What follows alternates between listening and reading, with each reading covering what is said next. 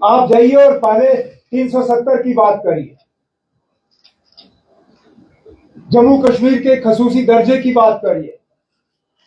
अनाब हमने कब वो बात नहीं की?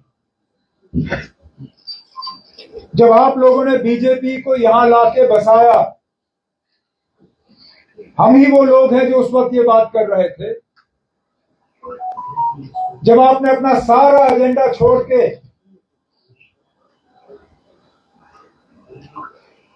नरेंद्र मोदी साहब के बीजेपी के साथ हाथ मिलाया, हम अपने एजेंडा पे खड़े रहे। लेकिन मैं उनको याद दिलाना चाहता हूं, उन्हें कुछ मतलब या तो वो पढ़ते नहीं है या पढ़ने के बाद उस चीज को नजरअंदाज करना चाहते हैं। वो कहते हैं आप 370 लाइए, तो कहते हैं आप जम्मू कश्मीर की स्पेशल स्टेटस लाइए। लेकिन मैं उनसे पूछता हूं, जो उनमें से पढ़े लिखे लोग हैं, वो मुझे बताएं, बिना रियासत के 370 का मतलब क्या है?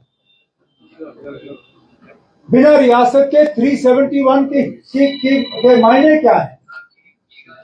आखिरकार जो भी स्पेशल स्टेटस जम्मू कश्मीर का होगा, चाहे उसको 370 की सूरत में लें या आप उसको कोई और शक्ल देना चाहें,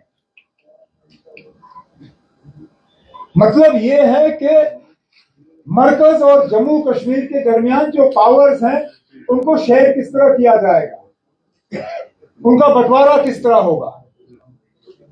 और बंटवारा मरकज और यूटी के दरमियान नहीं होता, क्योंकि यूटी के कोई इख्तियारात नहीं है।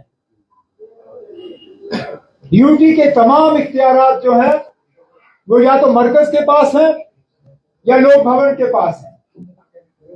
आपके तमाम कैबिनेट के फैसले पहले लोक भवन जाते हैं, वहां पे दस्तखत होते हैं, फिर जाके उनका ऐलान होता है। तो आप किस तरह की पावर शेयरिंग की बात कर रहे हो स्पेशल स्टेटस के तहत, अगर आपका कोई स्टेट लिस्ट ही नहीं है? क्योंकि मामला सिर्फ यही है, किसी भी स्पेशल स्टेटस में स्टेट लिस्ट के कितने पावर होंगे, सेंट्रल लिस्ट के कितने पावर होंगे और कंकरेंट लिस्ट के कितने पावर होंगे। झगड़ा यही है। तो बिना रियासत के स्टेट लिस्ट है कहां? सारा तो यूनियन लिस्ट है। इसलिए हम कहते हैं कि वहां तक पहुंचने के लिए हमें एक बुनियाद डालनी है, उस बुनियाद पे हम इमारत खड़ी करेंगे। लेकिन हम उस इमारत को भूले नहीं। हुकूमत बनते ही जो पहला असेंबली का सेशन रहा, हमने उसमें जम्मू कश्मीर के special status with constitutional guarantees का रेजोल्यूशन पास करा के मरकज को भेजा, और वो आज भी जिंदा है वो रेजोल्यूशन। उसको रद्दी की टोकरी में, जो आप बार बार हमें याद दिलाते हो, अंदरूनी खुदमुख्तारी वाला रेजोल्यूशन, और कहते हो ना इसको तो मरकज ने रद्दी की टोकरी में फेंका। चलिए, उसका जो हुआ सो हुआ, ये वाला तो अभी जिंदा है।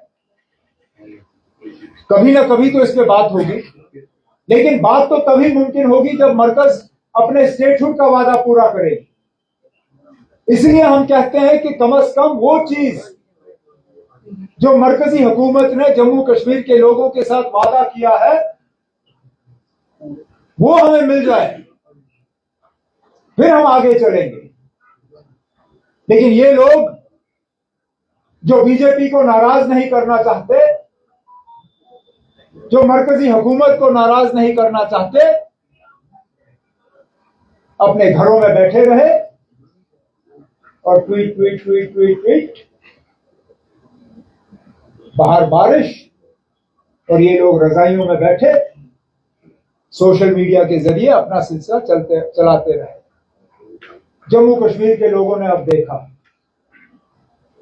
कि सड़कों पे लोगों के हकूक के लिए, लोगों की इज्जत की बहाली के लिए और जम्मू कश्मीर की बेहतरी के लिए वो कौन लोग हैं जो जद्दोजहद और लड़ने के लिए तैयार हैं, और वो कौन लोग हैं जो सिर्फ और सिर्फ अपने मोबाइल फोन के पीछे बैठे रहते हैं।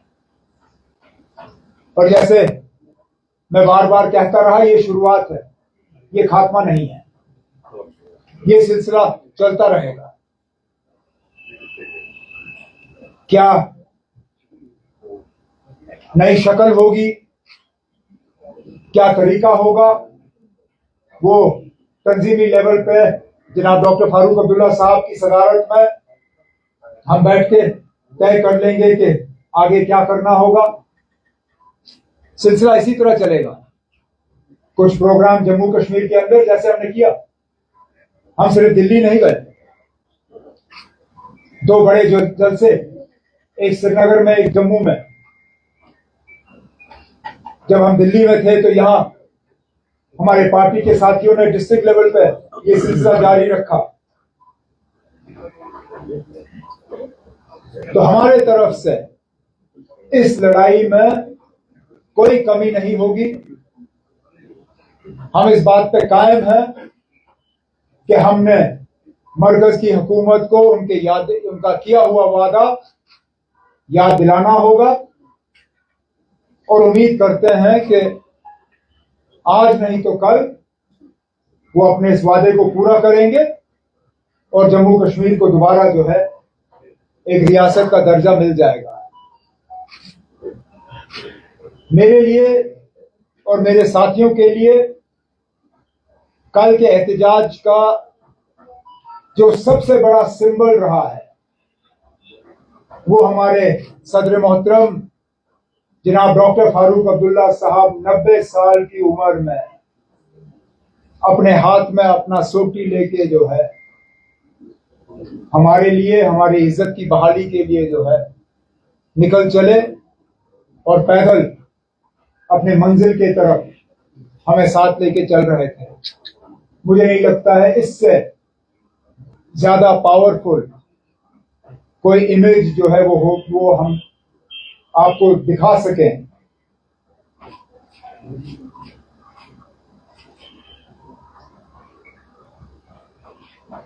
मैं सिर्फ अपने आवाम से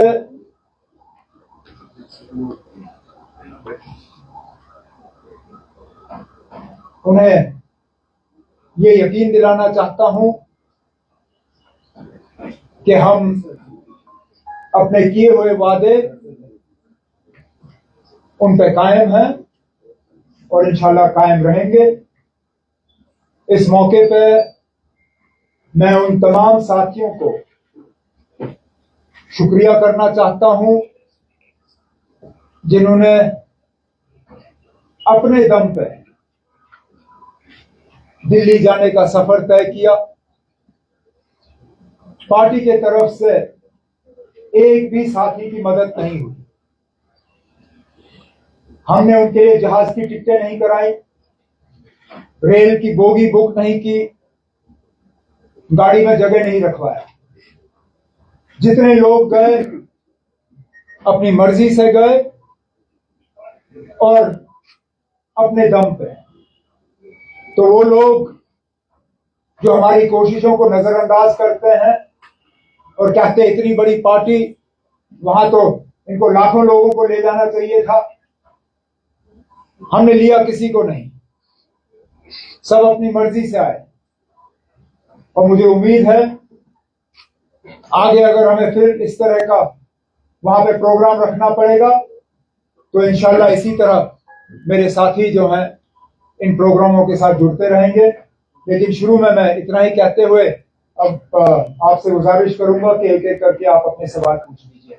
उमर साहब, जिस तरीके से कल प्रोटेस्ट हुआ है दिल्ली के जंतर मंतर पे और कई सारी मीटिंग उससे पहले आपने की, जिस तरीके से यहाँ के जो स्टेक होल्डर्स उनके साथ मीटिंग हुई और कई सारे लीडर्स को आपने इन्विटेशन भेजा है, तो कितने आपके वहाँ पे ज्वाइन हुए हैं और कौन कौन से ऐसे लीडर्स जो नेशनल लेवल के वो ज्वाइन हुए?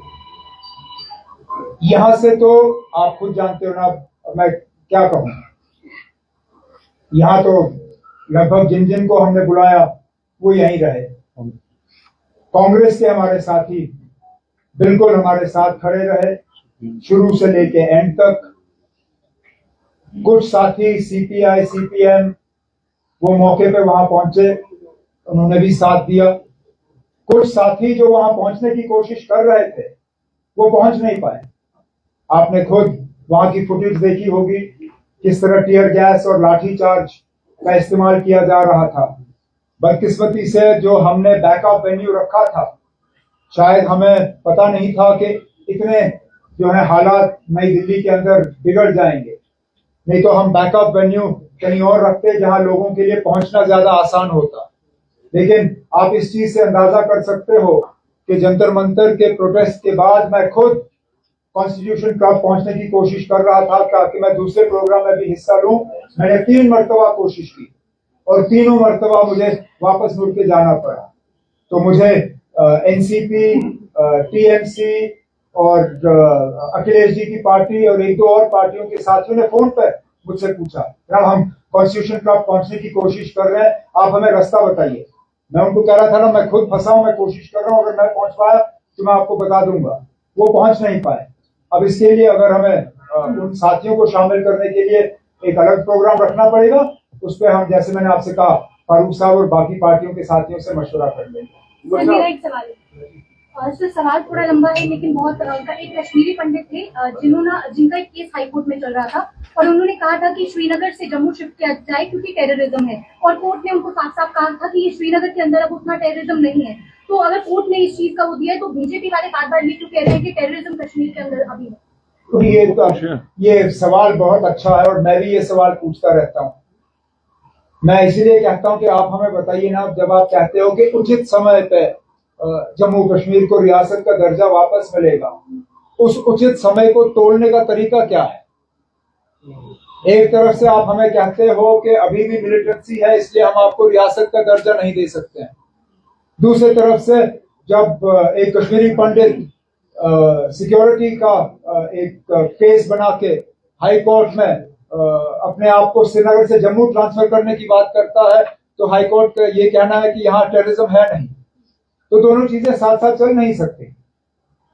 हम भी मानते हैं कि हालात में एक बेहतरी आई है। अब अगर अदालत को भी लगता है कि हालात में इतनी बेहतरी आई है, हम भी कहते हैं कि अब हालात इतने साजगार हो गए हैं कि आप हमें रियासत का दर्जा दे सकते हो। मरकज की हुकूमत क्यों कह रही है कि हालात खराब है? और अगर हालात खराब है तो उसके लिए जिम्मेदार कौन है? क्योंकि सुरक्षा की जिम्मेदारी, लॉ एंड ऑर्डर की जिम्मेदारी हमारी नहीं है, वो जिम्मेदारी कहीं और है।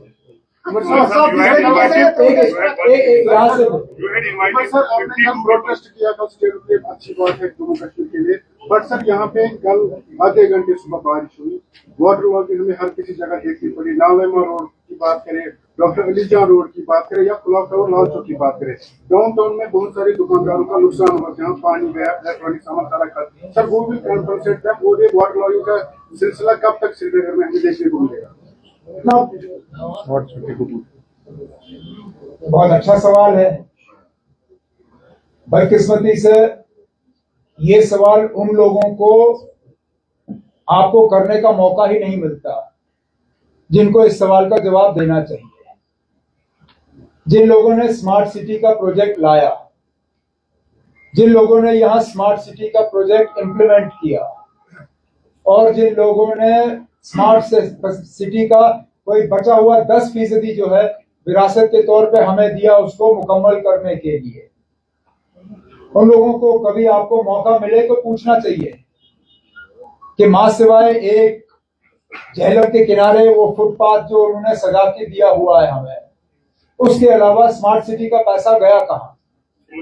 एक सेकंड ना, मुझे खत्म करने दीजिए।